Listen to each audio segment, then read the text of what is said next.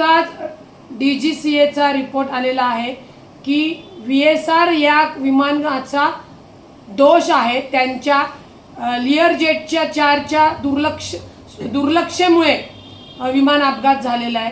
सगळ्यात महत्त्वाचं हे जे महासंचालक आहे यांनी माननीय उपमुख्यमंत्री अजितदादांचा अपघात झाल्याच या VSR याच्यावर बंदी घालायला पाहिजे होती आणि त्यांना परमिशन देणारे कोण आहे तर हे महासंचालक आहे।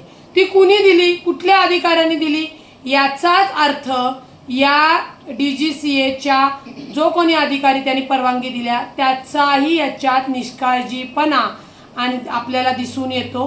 त्यामुळे एवढ्या उशिरा स्टेज 1 ची जी काही चौकशी अहवाल सांगतायत ही आणि तेही माननीय अजितदादांच्या घटनेबद्दल अपघाताबद्दल, तर ही अत्यंत दुर्दैवी आहे।